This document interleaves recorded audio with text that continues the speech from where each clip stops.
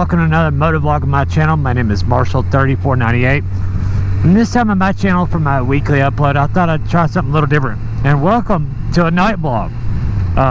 Something I've never done before on my channel, but I like to try different things and see how it turns out. I got these settings that I'm using right now on my GoPro Hero 8 Black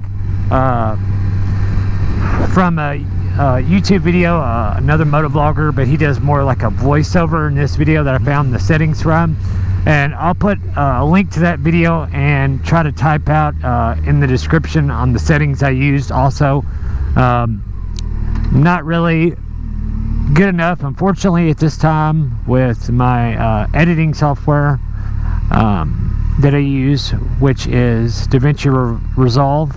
Forget which version, but one of the newest versions of 2021.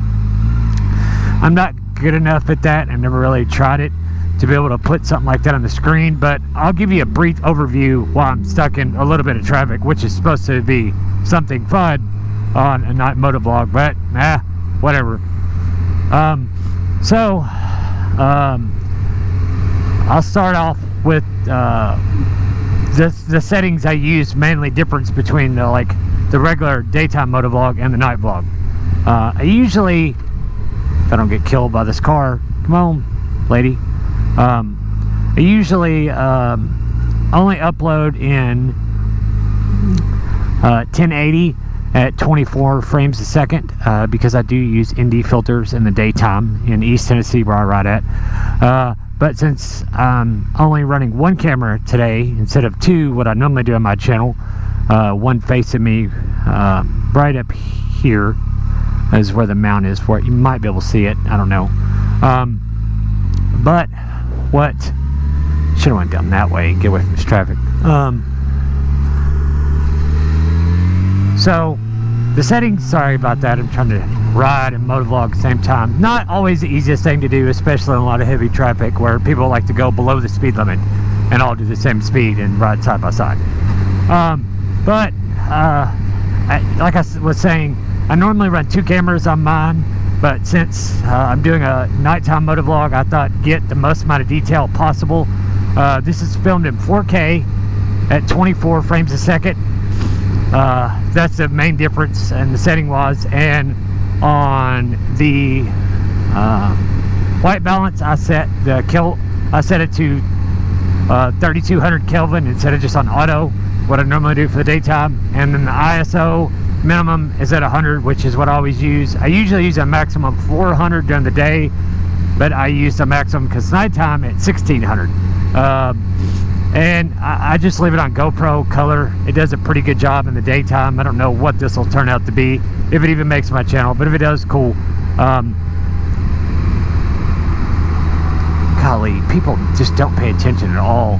Sorry, that car was right on the edge of the white line, and I was watching them like, what are these idiots doing? And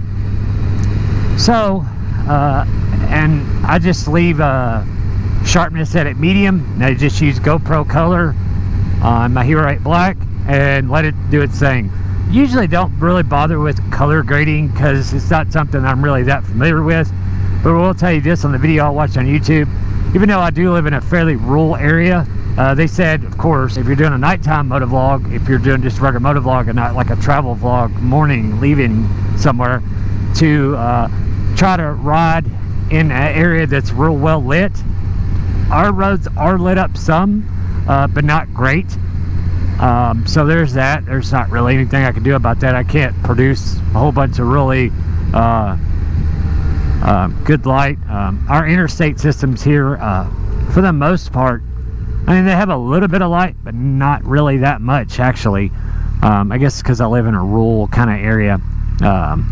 But I thought it'd be something different, something fun to do. I just hope my laptop, that is not even really even a gaming laptop, just a decent laptop, I hope it absolutely doesn't go haywire when I throw a 4K file in it, expecting it to render it. So we'll see how that goes. This is all, just something different, something new to try.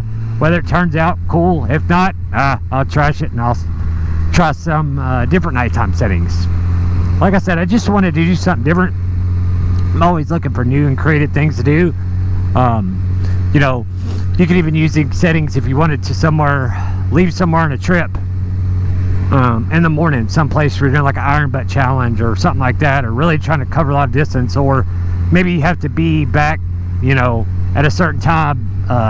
Maybe you work on, say, middle of the day, even on a Sunday, and you're a day trip away somewhere that you rode up to, and then you're going to ride back before you have to be back to work. You could use these same settings in all this. Like I said, the biggest thing that guy said out of the video was, you know, to ride in real wet, not wet, sorry, lit areas. I can't speak. But I just thought it'd be something cool.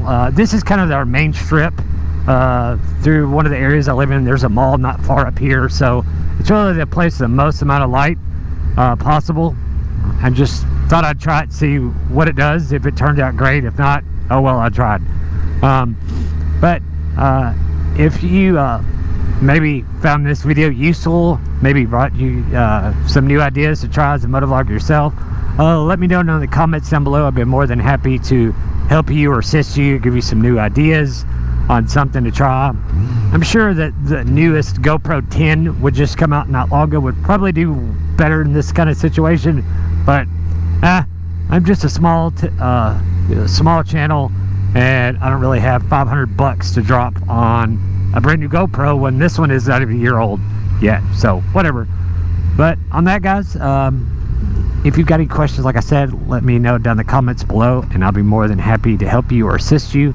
But for frame of reference, also, if you're wondering, I am riding if you've not watched my channel before, I'm riding a 2016 Yamaha FJR 1300 electronic suspension model, and my bike does have the adaptive lean sensor LED corner lights, which you're not going to be able to pick up here because there's too much traffic to pick it up, too many different lights. But they do work a lot at night, and my FJR is one of the first generations where they changed to LED headlights, taillights, turn signals, all that. And the LED headlights are very, very bright.